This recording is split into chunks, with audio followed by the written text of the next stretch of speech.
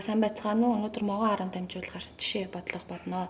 За зурагт болохоор цахилгаан хөдөлгөөр холбооч хоёр шаталсан могоо цилиндр араа хур салбарыг харуулсан байна. Шүднийх нь цилиндр арааны шүдний хэлбэр нь болохоор тэг шүдтэй байх нэ.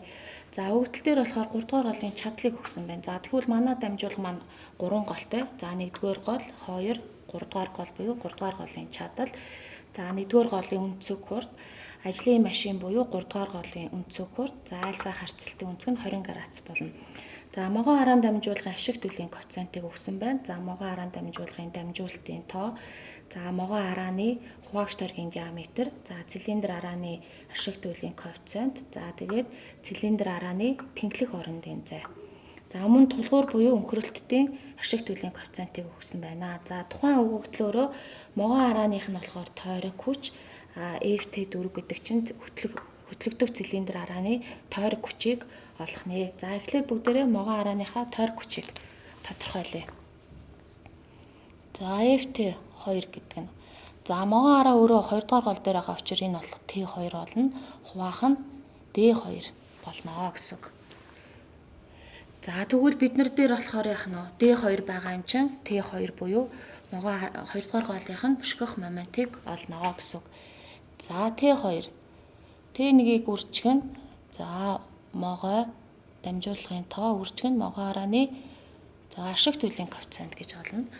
За тэгэхээр дахиад бид нар яах нь могоо арааны дамжуулалтын тоо ашиг төлөвийн коэффициент байгаа учраас T1 бөшгөх моментыг олно гэсэн. За тэр нь болохоор P1-ийг хуваах нь за омега 1 гэж болтох нэ. За тэгэхээр яах нь за P1 гэхэр чинь өгтлөх голынх нь болохоор бидний чадал байхгүй байгаа. За тэгвэл яах нь 3 дугаар голын чадлаас хамааруулаад бас үндсэн нөө чадлуудаа олох нэ. За 3 дугаар голын чадлыг тодорхойлъё. За 2 дугаар голын чадлыг үржих нь за цилиндр орно. Цилиндрийн ашиг төлөвийн коэффициент үржих нь за манайхаар тулгуур ашиг төлөвийн коэффициент болно гэсэн. За эндээс 2 дугаар голын чадлыг болохоор яах нь 3 дугаар голын чадлыг хуваах нь цилиндр үржих нь за тулгуур болно. 3 дугаар гол 175 байгаа. Хуваах нь за цилиндрийн ашиг төлөвийн коэффициент тэг 98, тэг 198 үржих нь тулгуурынх тэг 100-ы за 99 гэд ингээ олцчих нь тий. За тэгвэл 2 дугаар голын чадал нь за 1.8 киловатт гэсэн нэгжтэй гарлаа. За энийг 1 гэж тэмдэглэчихье. За одоо тэгвэл бид нар 1-р голын чадлыг бас олж болж байгаа гэсэн үг. За тэгвэл яах нь 2-р голын чадал гэдэг маань 1-р голын чадлыг үржих нь могоо үржих нь за тулгуур гэж явах нэ. За эндээс 1-р голынхын чадлыг болвол яах нь 2-р голын чадлыг хуваах нь за могоо арааны ашиг төлөвийн коэффициент үржих нь тулгуур болно. За 2-р голын чадал 1.8 болцсон байгаа. За могоогийн ашиг төлөвийн коэффициент нь тэг 90-197, тулгуурынх тэг 199 гэд болцсон байгаа тий. За тэгвэл энэ болохоор тэг 187 за ингээ киловатт гэж гарчлаа. Чадлаа олчлоо тий.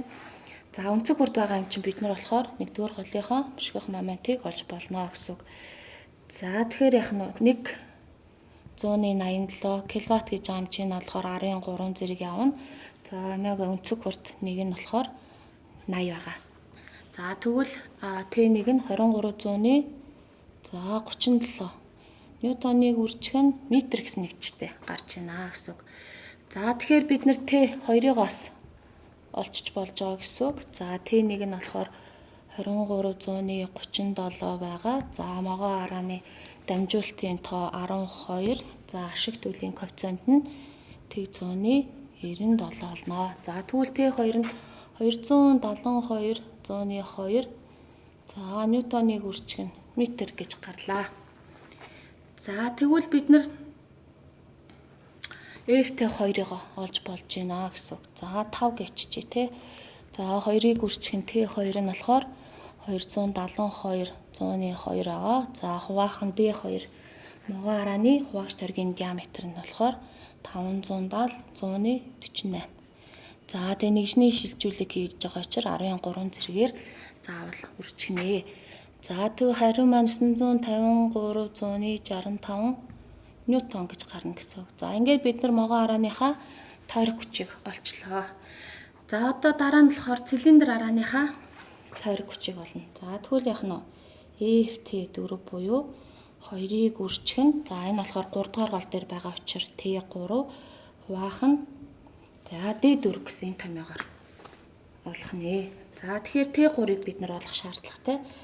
За T3 гэдэг маань болохоор яах нь вэ? T2-ыг үржих нь цилиндр үржих нь цилиндрийн ашиг туйлын коэффициент гэж олцож байгаа.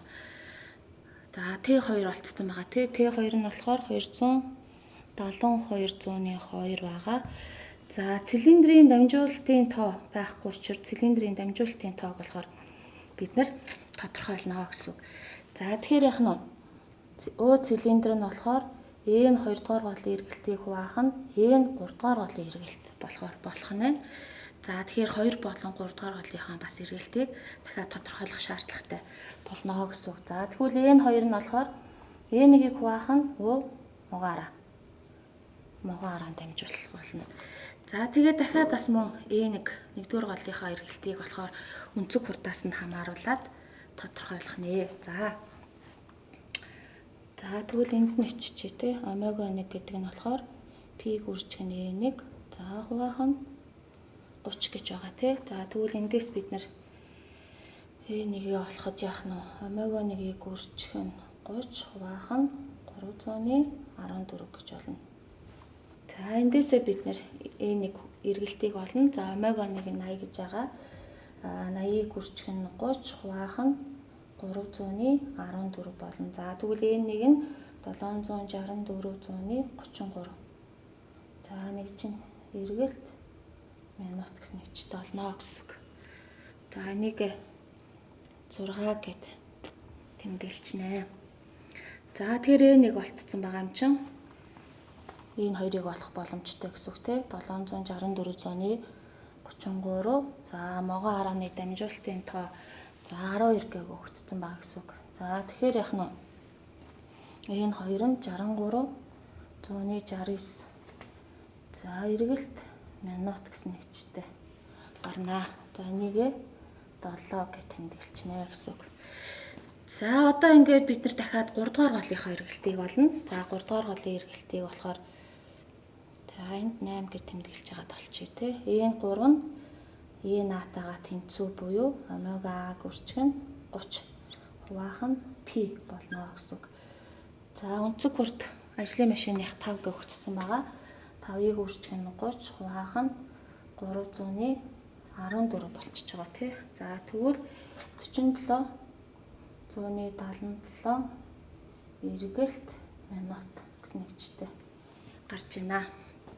За 9 нь цилиндрийнхаа дамжуулалтын тоог олох нэ. За тэгвэл яах нь 63/169-ийг хуваах нь энэ 3 47/177 гэж байгаа.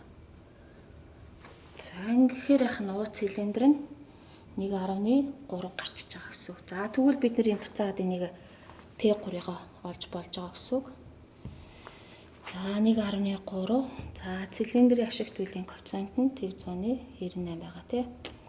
За тэгвэл T3 нь 346/100 за 55 ньютоныг үржих нь метр гэсэн нэгчтэй гарлаа. За одоо бид нар тэгэхээр D4 буюу хөтлөгдөх цилиндр арааныхаа хуваагч торгийн диаметрийг олно. За тэгтээ яах нь за энд чи 11 гэдэг. За эхлээд болохоор D3-ыг олох шаардлагатай. За тэрийг 2-ыг үржих нь тэнхлэх хоорондын зай хуваах нь цилиндр дээр нэмэх нь 1 гэсэн. За энэ томьёогоор олно. 2-ыг үржих нь тэнхлэх хоорондын зай өгдөл дээр 100 өгөгдсөн байгаа. Цилиндрийн дамжуулалтын тоог бид нар бодоод олцсон байгаа тийм 1.3 дээр нэмэх нь 1 буюу манайхаар D3 буюу цилиндрийн хөтлөх цилиндр арааны хуваагч торгийн диаметр нь 86/95 мм болно. За ингээд D3 олчиж байгаа юм чинь бид нэр D4-ийг бас олж болно гэсэн үг. За энийг нь 12 гэж тэмдэглэж тээ. За тэгвэл 2-ыг үржих нь AW хасах нь за D3 гэсэн энэ томьёоноос олно гэсэн үг. За тэгэхээр тэнхлэх орондын зай байгаа. Хөтлөх арааных нь хуваагч төргийн диаметр байгаа юм чинь энэ D4 болох олдож байгаа гэсэн үг. За тэгвэл 113 100-ны за 5 мм гэдэг. За ингээд шууд биччихье. За тэгвэл бид нэр цилиндр арааныхаа тойрог хүчийг олно гэсэн. 2-ыг үржих нь за Т3 346,155 нэгжний шилжүүлэг хийн 10-3 зэрэг. За D4 нь болохоор 113,105 болно гэсэн үг. За тэгэхээр FT4 нь болохоор за 30.19 6130 за 1G50 те ньютон гэсэн нэгжтэй гарна гэсэн. За үүгээрээ бид нар болохоор тухайн могоо арааных нь могоо араа болон хөтлөгдөх цилиндр арааны тойрог хүчийг тодорхойллоо.